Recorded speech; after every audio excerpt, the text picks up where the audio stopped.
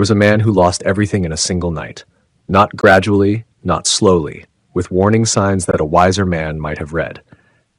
In one stroke, the way lightning strikes a tree, his business was gone. His income was gone. And every dollar he had accumulated through years of labor had been stripped from him as cleanly as though it had never existed. He sat in the wreckage of what had been his life and asked himself a question he had never thought to ask before. Not how do I rebuild? Not yet. First, he asked, what was I actually building toward? He could not answer. And in that silence, in the most painful week of his life, something began. That man went on to spend 20 years studying the habits of 500 of the wealthiest and most accomplished men this world has known. He went on to write the philosophy of personal achievement upon which more fortunes have been built than I could name in an hour. The week that destroyed him was the week that directed him, because for the first time, the noise of false ambition had been silenced, and beneath it he heard, very faintly, the voice of something definite. I tell you this not to comfort you in your present circumstances, whatever they may be, but to establish one truth before we begin. A single week, used with definiteness of purpose and deliberate action, can redirect the entire course of a man's life. Not because the week is magical, not because the calendar possesses some power that the calendar before it did not, but because the laws that govern achievement do not require years to respond. They require only decision. 7 days, 7 laws, 7 actions. Let us begin. Part 1, Day 1, Stop Drifting. Choose a definite chief aim. I have studied, over the course of my life's work, more than 16,000 men and women, analyzed their habits, their methods, their beliefs, their failures, and their triumphs. And I will tell you what the most devastating discovery of that analysis revealed. 95 of every 100 men alive are going nowhere. Not because they lack ability, not because life has dealt them an unusually cruel hand, but because they have never, not once, with any seriousness, sat down and decided where they were going. They drift from position to position, from year to year, from excuse to excuse, moved not by a definite purpose, but by whatever current of circumstance happens to push them on a given morning. They are not living their lives. They are passengers in them. Nature has a word for this condition. I have spent years studying the law by which nature responds to the drifter, and I will describe it to you in the plainest terms I know. Nature observes what dominates the mind of a man. Whatever he repeats in thought, in word, in action, whatever vibration he sends out most persistently, nature receives that signal, and through a law as reliable as the law of gravity, makes it permanent. The drifter sends out the signal of aimlessness, and nature, faithful to her own laws, hardens aimlessness into the permanent condition of his life. I knew a man, a department manager in a large factory, who had spent 10 years in a position of reasonable comfort. He was not a fool. He was not without talent, but somewhere between his 35th and 50th year, he had made a quiet and catastrophic decision, the decision to be comfortable. He told me himself what happened. He said, I had reached the age in life when a man likes to be comfortable, and having been with the company a long time, I could safely settle back into an easy berth. And so he did. He settled. And the settling took place not in his chair, but in his mind. And once a thing settles in the mind and is left undisturbed long enough, nature makes it permanent. He began to forget meetings. His correspondence piled up. Younger men who had fixed in their minds a definite object toward abundance piled up. Younger men who had fixed in their minds a definite object toward which to rise began to sharpen past him.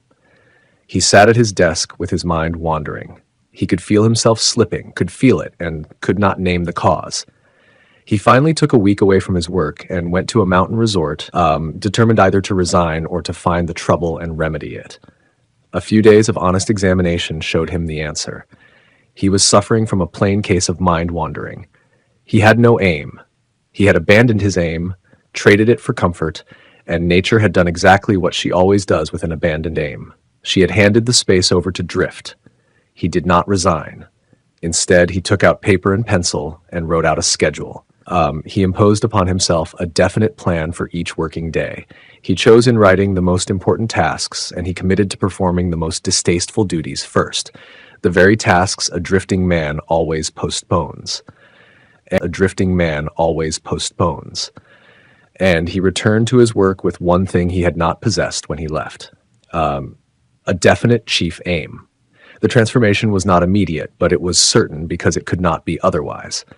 Once a man plants a definite aim in his mind, holds it there daily, repeats it aloud, and backs it with concentrated effort, the subconscious mind receives it as a blueprint and begins invisibly and without ceasing to direct every act and every thought toward its materialization.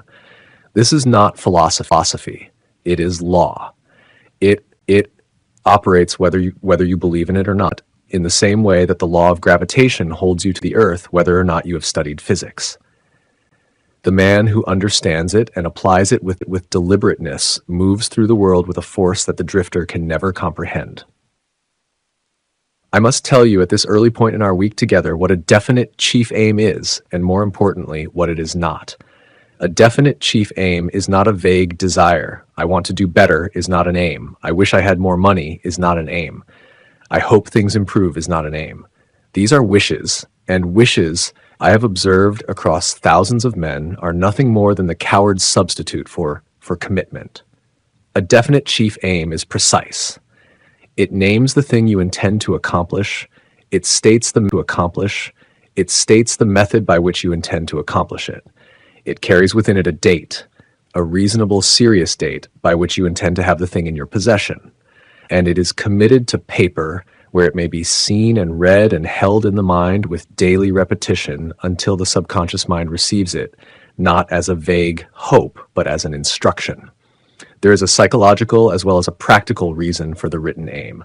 Any definite chief aim that is deliberately fixed in the mind and held there with the determination to realize it saturates the subconscious mind until it automatically influences the physical action of the body toward its attainment. The process is not mysterious when you understand it.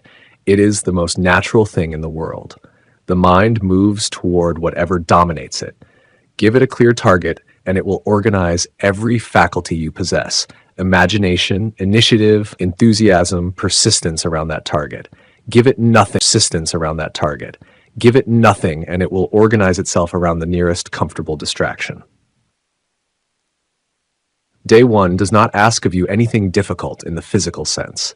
It asks of you something that is for most men the most frightening act of their adult lives, the act of sitting down in silence with paper and pen and writing out honestly, precisely, without hedging the single most important thing they intend to accomplish, not what they wish would happen, not what seems reasonable given current circumstances.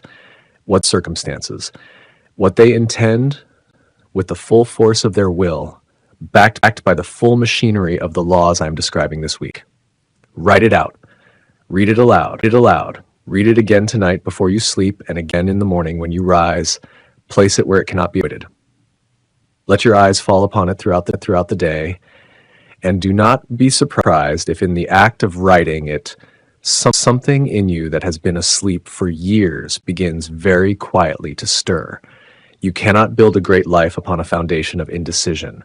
Before this week ends, nature will demand to know which direction you intend to move, and she will answer you according to what she finds in your mind. Give her something definite.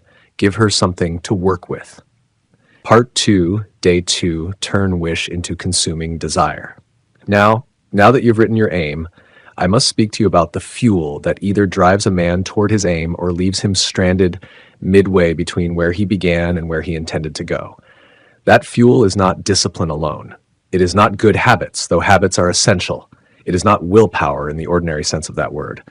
The fuel I speak of is desire, not the mild intermittent desire that flares up on a Monday morning and is extinguished by Tuesday afternoon, but the burning, obsessive, all-consuming desire that makes sleep a reluctant interruption and makes every obstacle appear not as a wall but as a door. Most men confuse wishing with desiring, and the confusion destroys them quietly over years. I want to tell you about a young man who had nothing, no money, no formal education worth speaking of, no connections among men of power or standing, no letter of introduction, No family name that would open any door, no resource of any conventional kind. What he had was a thought, a single, fixed, burning thought that had taken root in his mind with the tenacity of an oak growing through solid stone. Everything we talked about today only works if you use it. The free auto-suggestion sheet in the description gives you the exact steps. No guessing, no overwhelm. Download it now while it's fresh and start tonight. Watching is easy. Applying is what finally moves your life in the right direction. The choice is yours. He wanted to go into business with the greatest inventor in the world. Now, understand what I'm telling you. The world. Now, understand what I'm telling you. He did not want to work for this man. He did not want a position in this man's organization, a decent wage, a respectable title. He wanted to be his partner, his business associate, his equal in enterprise. And at the time this desire first appeared in his mind, the gulf between what he was and what he intended to become was so vast that any reasonable man looking on from the outside would have called the desire not merely ambitious, but absurd. He could not afford a railroad ticket to the common laboratory. So he did what a man does when his desire is stronger than his obstacles.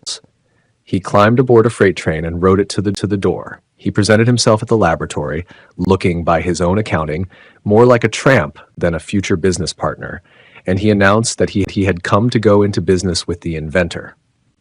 The men in that laboratory laughed at him. They could not have been expected to do otherwise. What they saw before them was a young man in poor clothes with an impossible claim. What they did not see, what they lacked the eyes to see, was what was happening inside that young man's mind. He did not leave. He accepted whatever work was given to him, however small and unimportant that work may have seemed. He swept floors. He performed the tasks that no one else considered beneath them because he had not yet arrived at a position to consider anything beneath him. He worked in the most menial capacity available to him, and while he worked, he held in his mind with the constancy of a fixed star one image, himself as the business associate of the man who employed him. 5 years passed, not one ray of hope appeared. Not one ray of hope appeared. Not one promise of the thing he sought was held out to him. To every observer in that building, he was simply another young man doing simple work. In his own mind, he was already what he intended to become. He was the partner of that great inventor, not in legal fact, but in the dominating conviction of his thought. Then one day, the inventor introduced to his salesman a new device, an office machine that his own staff had no enthusiasm for selling. They did not believe it could be sold without enormous effort, and so they did not try. This young man saw something they did not see. He saw his opportunity, not dressed in the fine clothes of a grand occasion, but crawling in quietly, hidden in a machine that no one else wanted. He told the inventor he could sell it. He was given the chance. He sold it with such success that he was handed a contract to distribute and market it across the entire nation. The business alliance that was born from that contract lasted for decades. The young man's name was Edwin C. Barnes. The inventor whose laboratory he had entered on a freight train was Thomas A. Edison. What separated Barnes from every other man who wished to be associated with Edison? It was not talent, it was not timing, it was not luck, though some who look at the surface of the story will always call it that. It was the quality and the character of his desire. Barnes's desire was definite. He wanted one thing, not a collection of vague ambitions, and not a long list of things he might be content with. One thing. He wanted to be the business associate of Thomas A. Edison. And that desire was not a wish that flickered on and off according to his mood. It was a consuming, persistent, all-dominating force that occupied his conscious mind and, through daily repetition, was handed to his subconscious mind as an unambiguous instruction. He burned all bridges behind him. He left himself no possible path of retreat. He did not say, "I will try this for a while and see," he said, in the silence of his own mind. "I will accomplish this, or I will perish in the attempt." And it was that quality of desire, absolute, unretracting, burning, that the subconscious mind received and acted upon and brought into material form. Now I ask you this question, and I ask you to answer it honestly with the same courage that I am asking you to cultivate this week. Is the aim you wrote yesterday something you want or something you cannot live without? These are two different creatures. A thing you want requires favorable circumstances. It requires that life cooperate, that others assist, that obstacles be absent or manageable. You will pursue it when pursuing it is convenient. You will set it aside when setting it aside is comfortable. And you will, most likely, arrive at the end of your years with it still somewhere in the distance, Lennox, approached but never reached. A thing you cannot live without, with it still somewhere in the distance, Lennox, approached but never reached. A thing you cannot live without makes its own circumstances. It does not require that the obstacles be absent. It requires only that the man who desires it be present in full every single day. It outlasts comfort and outlasts discouragement and outlasts the opinions of men who do not share it and cannot understand it. Today, day 2, your work is this. Return to the aim you wrote yesterday. Hold it in your mind now, seriously, and ask yourself what price you are willing to pay for its attainment. Not in abstract terms, in specific terms. What will you give up? What will you endure? What ridicule, what inconvenience, what long stretches of invisible labor will you sustain without complaint and without retreat? Write your answers beneath your aim. Let the desire deepen as you write until it is no longer a wish, but a fire. A wish will not get out of bed early.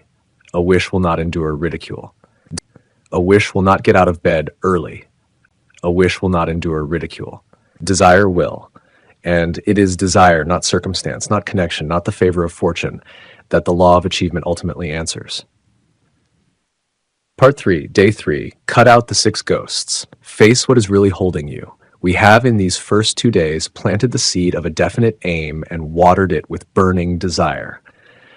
Now I must speak to you about the most dangerous force in the life of a man who means to accomplish something, a force that works not in the open where it might be confronted and defeated, but in the shadows of the mind where it operates for years without being named. I speak of fear, not the useful instinctive alarm that warns a man of genuine physical danger. That form of fear has its place in nature's design, and I will not quarrel with it. I speak of the 6 ghosts, and I call them ghosts deliberately, because that is precisely what they are. Creations of uncontrolled imagination possessing no substance, precisely what they are. Creations of uncontrolled imagination possessing no substance, no power, no reality beyond what the mind that houses them grants. Yet these ghosts over the course of a lifetime destroy more fortunes, shatter more careers, silence more worthy ambitions, and extinguish more promising lives than all the economic panics and natural disasters in recorded history combined. The 6 ghosts are these: the fear of poverty, the fear of criticism, the fear of ill health, the fear of the loss of love, the fear of old age, and the fear of death. Every human being alive carries one or more of them. Most carry several, and most have carried them for so long that they no longer recognize the weight. I want to tell you about a man whose story no one tells because the man who suffers from fear and loses because of it almost never becomes the subject of a story. The man who suffers from fear and loses because of it almost never becomes the subject of a story. He disappears, he fades, his failure is quiet, unremarkable, and invisible to those who study success because what he lost can never be seen, only felt. This man had an idea. It was sound. It was workable. He had examined it from every angle that an intelligent man could examine it. Men whose opinion he trusted, men with knowledge of the field, told him the idea had genuine merit. He could see it clearly, the steps he would take, the plan he would execute, the result that would follow. And yet he did not move. He told himself he was refining the idea, improving upon it, waiting until he had thought it through more completely. He was, in his own private accounting of his behavior, being careful, being thorough, being wise. But there was a question he did not ask himself, did not dare ask himself, which was this: what am I really afraid of? And the answer, had he been honest enough to speak it, was this: he was afraid of what men would say if he tried and failed. He was afraid of the criticism that failure would bring, the smiles behind his back, the quiet satisfaction of those who had doubted him, the necessity of admitting in public what he could only barely admit in private. He was afraid of criticism, and the fear of criticism, which lives and he was afraid of criticism, and the fear of criticism, which lives and operates most powerfully in the subconscious, where its presence is hardest to detect, paralyzed him as completely as if he had been chained to the floor. While he deliberated, another man who did not know him had never spoken to him, and arrived at the same idea by an entirely different road, moved. That second man filed his papers, organized his effort, built his enterprise, and grew rich. The first man lived the remainder of his life carrying the knowledge that fear, not incapacity, not lack of resources, not an absence of opportunity, but the ghost of criticism had stolen from him something that could never be returned. This is not an unusual story. This is the story of millions of men and women alive today, alive and capable and drifting, held in place not by the walls of their circumstances, but by the invisible chains of fears they have never named. The first step in mastering fear is not courage, exactly, at least not in the popular sense of that word. The first step is examination. A man cannot defeat what he cannot see. The six ghosts draw their power precisely from the darkness in which they reside. Drag them into the light, name them, examine them, write them down, and they begin immediately to lose their grip. Indecision is the seedling of fear, and indecision crystallizes into doubt, and doubt and fear blend together until they become a single paralyzing force that the man who harbors them can neither explain nor escape. The process is gradual, which is precisely why it is so dangerous. The man does not go to bed one night, a man of courage, and wake the next morning a coward. The erosion is slow. Year by year, the habit of hesitation hardens, and year by year, the man finds it a little more difficult to act, a little more natural to wait, a little more reasonable to delay. This is the third day of your week, and today I ask of you a specific act. Write down in plain language, without softening it with polite words, the one fear that is most directly blocking the path toward the aim you wrote on day one. Not the fear you think sounds most reasonable to admit. The real one. The one that wakes you at 3 a.m. and follows you quietly through your working hours and whispers its poisonous counsel in the moments when you are closest to deciding to act. Write it down. Bring it into the open. Then write, directly beneath it, the worst realistic outcome if that fear were to come true. Not the imagined catastrophe, the realistic outcome. If you attempt the aim and fail publicly, what actually happens? If the criticism comes, what does it actually cost you? If the thing you dread occurs, what is the honest shape of your life in the aftermath? In most cases, in nearly all cases, in my long experience, the honest answer is this: I would survive it. I would rebuild. I would learn from it things I could not learn otherwise. The ghost does not survive that examination. It cannot. It is made of imagination, not of fact. Hold it up to the clear light of honest scrutiny, and it will shrink before your eyes. Do not misunderstand me. I am not telling you that what follows will be easy or that the fear will vanish at once and trouble you no more. I am telling you that the fear which you have named and examined has lost its most powerful weapon, the weapon of invisibility. And a fear that has lost the cover of darkness is a fear that can be fought. The ghost of fear will not leave your house until you light a candle. Today is the day you light it. Part 4. Day 4, make the decision. Burn every bridge. Yesterday, you named the ghost that has been running your life from the shadows. Today, I must speak to you about the act that brings all the preceding work to bear. The act that transforms a man from a spectator of his own potential into the author of his own story. Today, we speak of decision. I have analyzed across decades of study the habits of more than 16,000 men and women. I have examined records of men who failed and men who succeeded, men who began with nothing and arrived at great estate, and men who began with every advantage and arrived at nothing. And in all of that analysis, one distinction emerged with the regularity and the clarity of a natural law. Men who succeed reach decisions promptly and firmly. They decide quickly and change their minds slowly, if at all. Men who fail decide slowly, if they decide at all, and change their minds frequently and quickly. The world has the habit of making room for words and actions show that he knows where he is going, and it has the habit of stepping around or over the man who will not make up his mind. I want to tell you about a decision that was made in a room in Philadelphia. Not a large or handsome room. The occasion demanded secrecy, and secrecy does not often come with large and handsome rooms. The men in that room were not reckless men. They were men of property, of families, of established positions in the world. They had built their lives carefully and had much to lose. They had also determined that what was being done to them and their countrymen was a thing to be endured, and that someone, at some point, was going to have to stand up and say so in terms that could not be mistaken. They gathered, they argued, days passed. Some weighed the possible consequences with the paralysis that always accompanies the recognition of great risk.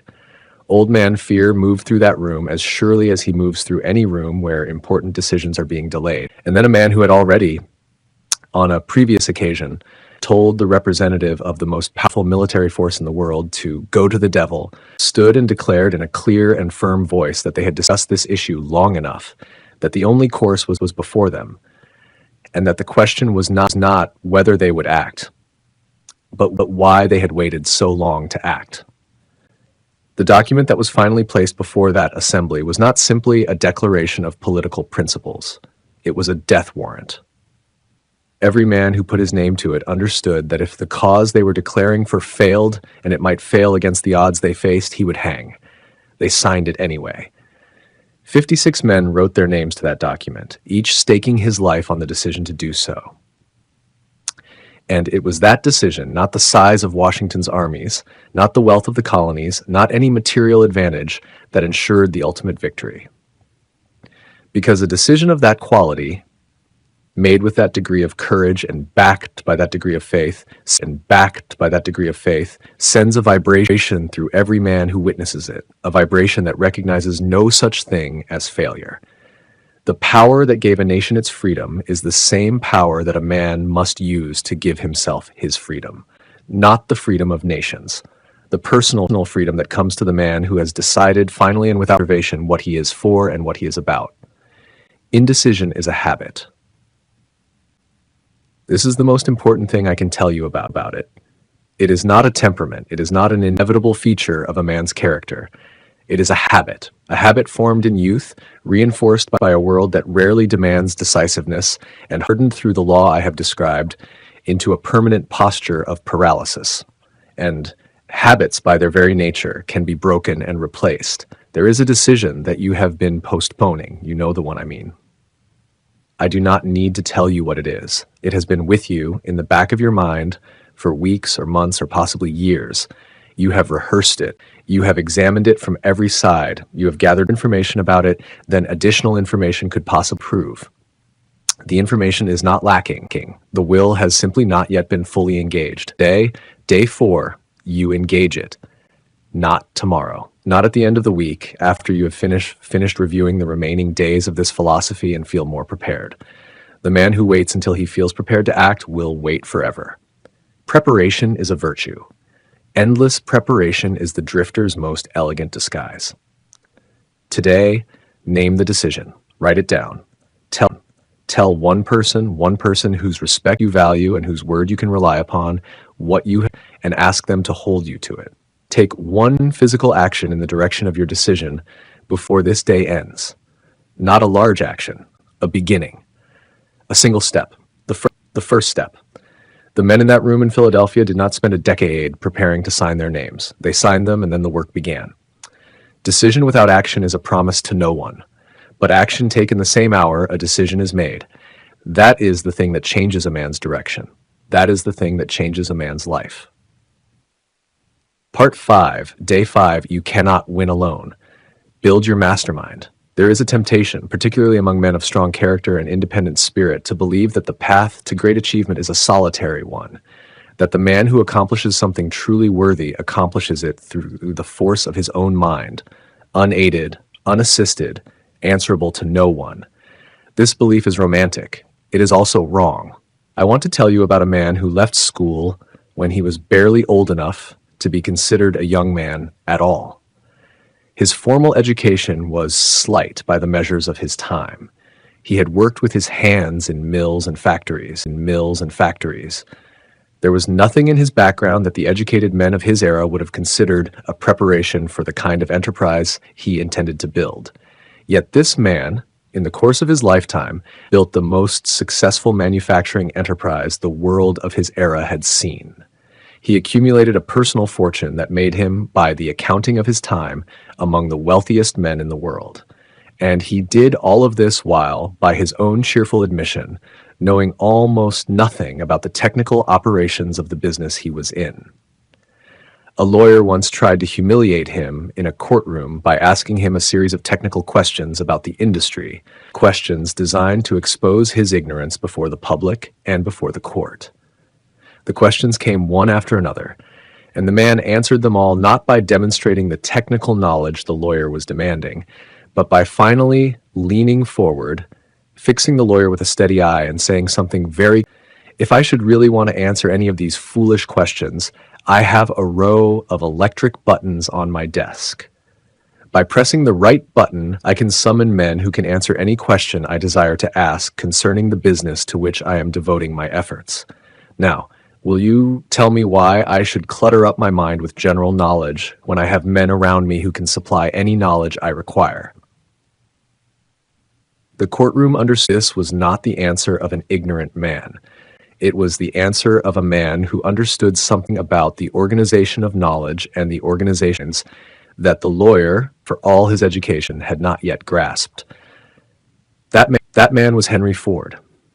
And the principle he was describing, without naming it, without formal instruction in it, was the principle of the mastermind. The mastermind is not a mystical concept. It is not poetry. It is the most practical organizational principle I have ever studied.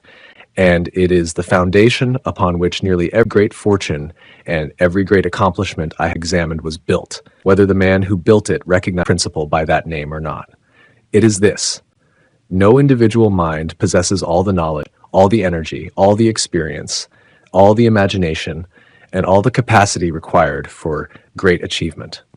No single man, however brilliant, however disciplined, however burning with desire, can bring to bear upon a great problem all the resources that problem demands. But when two or more minds are brought into voluntary alliance, coordinated in a spirit of harmony and directed toward a definite common purpose, something occurs that transcends the simple addition of those minds. A third mind is created, a group mind, and the power of that group mind exceeds, in ways that can be felt but not easily calculated, the sum of its parts. Andrew Carnegie understood this more clearly than perhaps any man of his era. He once described to me the source of his success in terms that have stayed with me ever since. He said that no single mind in his organization, including his own, was the source of the power that had built his fortune. It was the sum total of the minds in his group, coordinated, organized, and directed to a definite end in a spirit of harmonious cooperation. Carnegie knew nothing of the technical details of the steel business. He did not particularly care to know them. What he knew was something far more valuable: how to identify men who possessed the knowledge he needed, how to bring those men together in harmony, and how to direct the collective energy of their coordinated minds toward the attainment of a definite aim. It was not his technical knowledge that built the Carnegie Empire. It was his understanding of the law of the mastermind.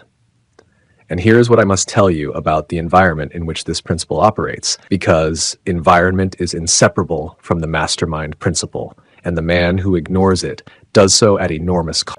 From the mastermind principle, and the man who ignores it does so at enormous cost. Every mind in your daily association is influencing your mind. This is not a theory, it is a fact of nature. The thought habits of the men and women with whom you spend the most time are absorbed by your mind, consciously and unconsciously, in the same way that the atmosphere of any room is breathed by all who inhabit it. The man who keeps company with those who speak of failure, who expect nothing, who treat ambition with suspicion and success with envy, that man is breathing poisoned air, and the effects are as real as any other poison, even when they are invisible. The men who build great enterprises insist, without exception, on harmony among their close associates. Not the false harmony of men who have surrendered their opinions, but the genuine harmony of minds, working in the same direction, energized by the same purpose, pulling on the same rope. Working in the same direction, energized by the same purpose, pulling on the same rope. Today is day 5, and today I ask you to do this. Think carefully about the 5 men and women whose voices you hear most often, whose influence enters your daily environment most consistently. Are these voices building your aim or diminishing it? Are these minds pulling in the direction of your definite chief aim, or are they the voices of drift? I am not asking you to be cold or ungrateful toward those who have cared for you, but I'm telling you as plainly as I know how that the company you keep is not an incidental feature of your life. It is one of the primary forces that shapes the direction your life will take. Identify 2 or 3 men or women whose character, whose aims, and whose manner of thinking are in alignment with the direction you have chosen. Seek an honest conversation with at least one of them today. Tell them what you are working toward. Invite their counsel. Begin the construction of a mastermind. The lone wolf is a romantic figure, but counsel. Begin the construction of a mastermind. The lone wolf is a romantic figure, but he is rarely a successful one, not in any undertaking that requires more than one man's supply of knowledge, energy, and imagination. And the aim you have written this week almost certainly requires more than that. Part 6, Day 6. Go the extra mile. Do what you have not been paid to do. I have been asked across many years of describing this philosophy to men and women of every station and occupation, what single habit most reliably distinguishes the man who advances from the man who does not? I have given the question more thought than most questions deserve, because it is among the most important questions a man can ask, and the answer is always the same. Not brilliance, not eloquence, not a pleasant appearance or a prominent family. The habit that most reliably and most consistently lifts a man above his present station is the habit of family. The habit that most reliably and most consistently lifts a man above his present station is the habit of rendering more and better service than he is paid to render. I call this the law of increasing returns, and it operates with the same fidelity as any law in nature. The man who consistently does more than is asked of him, who goes beyond the boundary of his immediate obligation, who performs with enthusiasm and thoroughness the work that others merely perform, that man becomes in time indispensable. And an indispensable man is a man who cannot easily be removed, overlooked, or underpaid. The law sees to that, not through sentiment, but through the iron logic of value. I want to tell you about a young woman who worked in my employ. She came to me as an ordinary stenographer, doing work that a dozen other young women were doing at a salary that was standard for the service she was providing. There was nothing in her circumstances at that moment to distinguish her from any other woman in a similar position. One day I gave her a motto to transcribe, a motto I had written and wanted to see on paper. Your only limitation is the one you set up in your own mind. She handed the transcribed page back to me and said quietly but firmly, "Your motto has given me an idea that is going to be of value to both you and me." I thought nothing of it at the time. Men in positions of responsibility receive a great many remarks every day, and most of them vanish from the memory before the conversation is over. I told her I was glad to be of service, and the matter left my mind entirely. But it had not left hers. From that day forward, I began to notice something. She was returning to the office in the evenings on her own. I began to notice something. She was returning to the office in the evenings on her own time, unasked, without additional compensation, and performing work she had not been employed to perform. She had studied my methods and my manner of correspondence until she could draft letters in my name, as well as I could myself, in some cases better. She kept this habit steadily, without announcement or complaint, until the day my personal secretary resigned. I began to look for someone to take that position. What was more natural than to turn to this young woman? Before I had even formed the decision to offer her the place, she had taken it. My personal mail began to arrive at my desk with a new name on the correspondence, and she was that secretary. On her own time, without instruction, without additional pay, she had prepared herself for the best position on my staff. She had not waited for an opportunity. She had built the door, hung it herself, and opened best position on my staff. She had not waited for an opportunity. She had built the door, hung it herself, and opened it from the inside. I will add this. She became so noticeably capable that other men came to me offering to engage her at salaries that made my initial offer look modest. I increased her salary many times. She received, by the end of our association, more than 4 times what she had received when she began. And the truth is that by that time I was, in a very real sense, in her debt, because she had made herself so valuable to my work that I could not easily have replaced her. That is the law of increasing returns in practical terms. Not theory, not sentiment. Law. I want to be precise about what this law demands, because a man can misread it and conclude that what I am describing is simply working. I want to be precise about what this law demands, because a man can misread it and conclude that what I am describing is simply working longer hours. And that is not it exactly. The formula I have spent my life studying is this: quality of service, quantity of service, and the spirit in which that service is rendered. I call it the QQS formula, and I have never found a successful man who did not, consciously or not, apply it.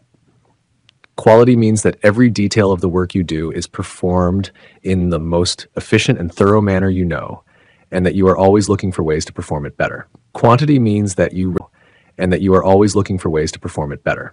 Quantity means that you render all the service of which you are capable at all times with the purpose of increasing that service as your skill develops. You do not hold back. You do not calibrate your effort to the minimum the situation requires. And spirit, this is the one that most men overlook, and it is the one that the law weighs most heavily. Spirit means the attitude with which the work is done. Work done grudgingly or mechanically, or with the sullenness of a man who resents his circumstances, is work that repels rather than attracts.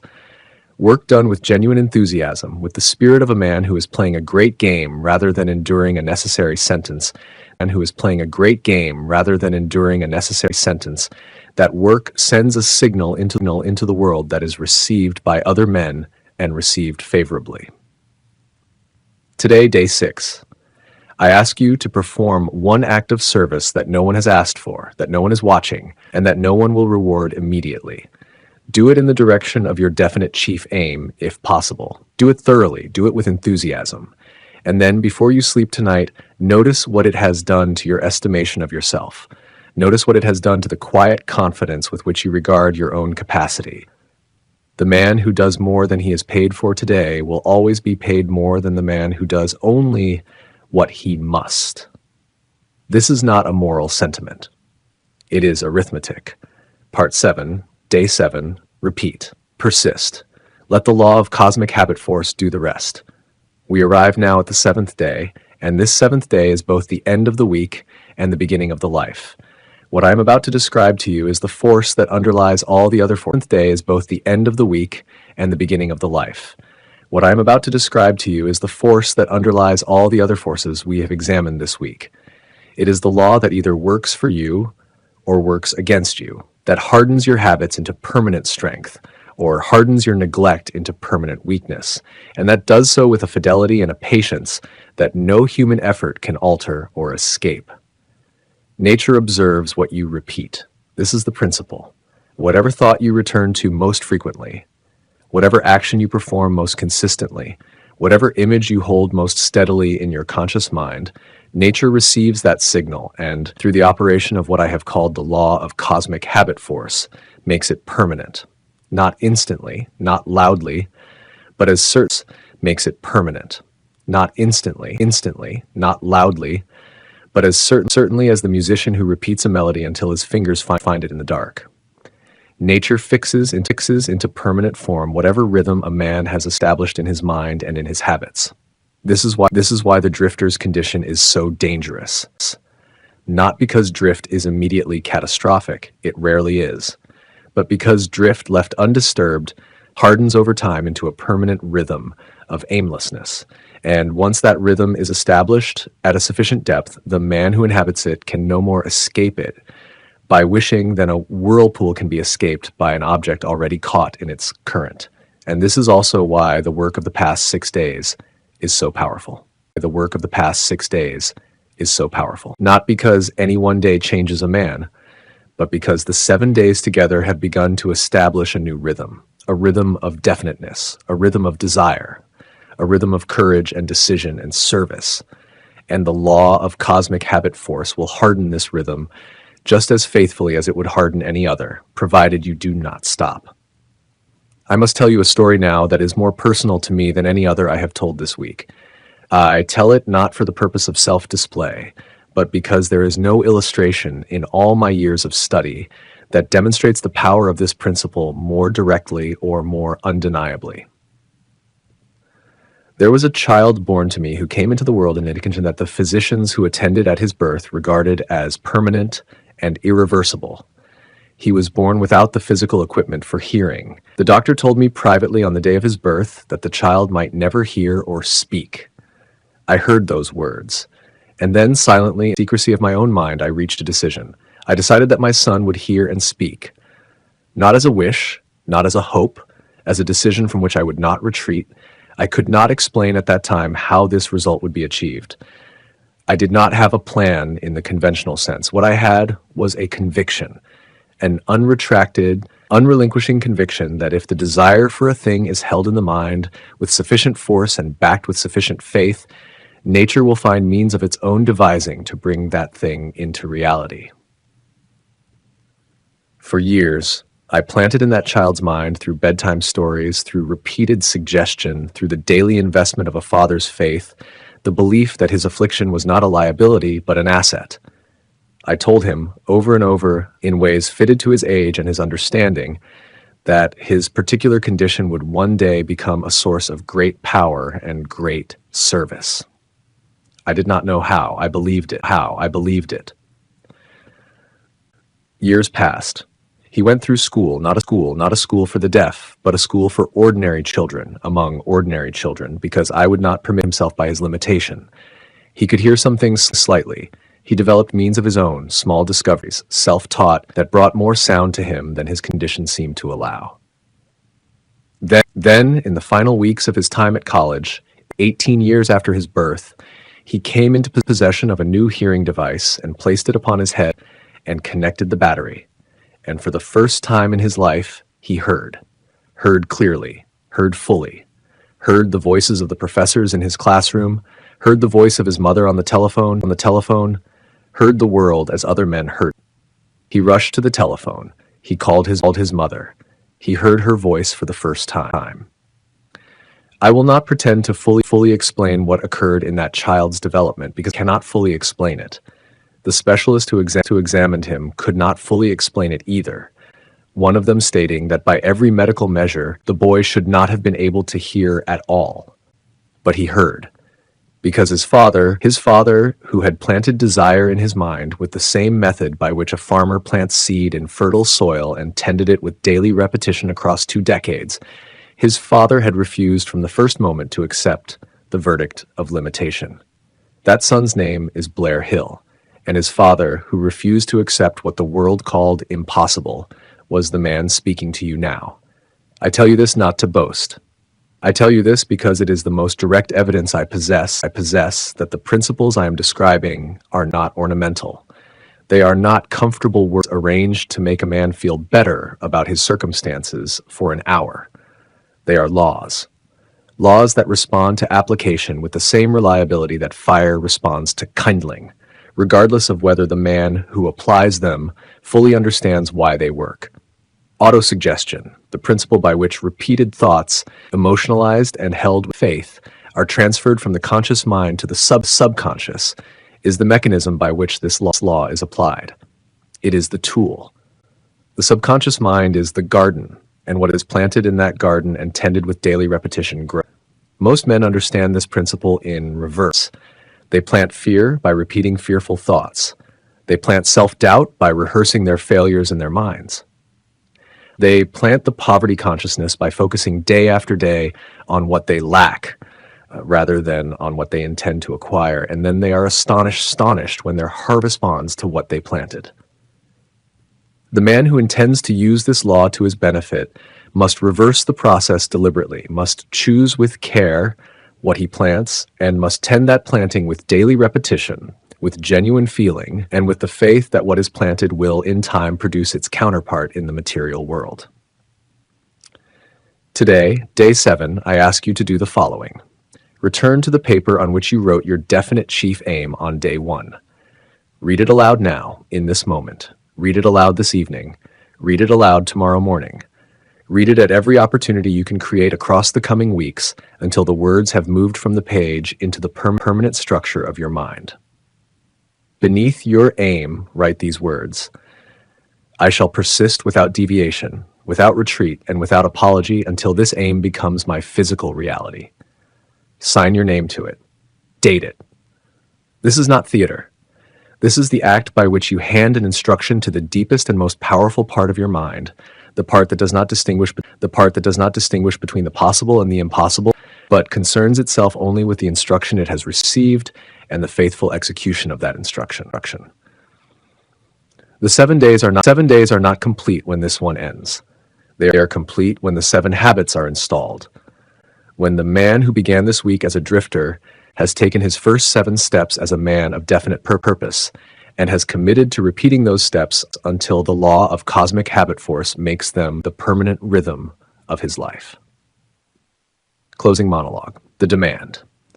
Let me return now to the man with whom I began this week, the man who lost everything in a night, who sat in the ruins of what had been his life, and found beneath the noise of everything that had been stripped away, a question he had never before thought to ask with complete seriousness.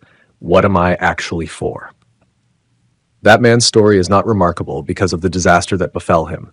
Disasters befall men constantly. The panic of a market, the failure of a partnership, the sudden reversal of fortune that no amount of caution can fully prevent. What is remarkable is what that man did with the week that followed his disaster. He did not spend it in mourning, though mourning would have been understandable. He did not spend it assigning blame, though blame was available. He spent it asking and answering the question that most men spend a life carefully avoiding. And the answer, arrived at through honest examination in conditions that stripped away every comfortable illusion, directed the entire remaining arc of his existence. That man was not a special man. He was a man who, at a moment of maximum clarity, used the law of definite purpose with maximum seriousness. The result was not miraculous. It was the natural and inevitable consequence of the law operating as it always operates, answering definiteness with direction, answering decision with power, answering persistence with accomplishment. The 6 ghosts I described on day 3 will return. I will not deceive you on this point. They always return. Fear of poverty, fear of criticism, fear of failure, fear of what others will say. They return because they are ancient and because they are patient, and because most men have given them a comfortable room in the house of their minds for so long that the rooms feel familiar even when they are painful. The question is not whether the ghosts return. The question is whether the man they return to has changed. After 6 days of deliberate, purposeful work, after naming an aim, deepening a desire, exposing and naming a fear, making and acting upon a decision, building an alliance, going the extra mile, after all of that, the man who opens the door to those return ghosts is a different man than the one who let them in before. He has light now, and the ghost that was invisible in the dark can be seen in the light, and the ghost that can be seen can be confronted. And the ghost that can be confronted has already lost most of its power. I will tell you what this week is not. It is not a guarantee. No honest teacher offers guarantees. And any man who promises you results without requiring from you the effort and the persistence and the courage that results demand is a charlatan, and you should treat him accordingly. What this week is, what these 7 days can be, if you use them with the seriousness they deserve, is a beginning, a new rhythm, the first 7 notes of a new song that, if repeated daily, will in time become the permanent music of your mind. The law of hypnotic rhythm is running, It is running this week.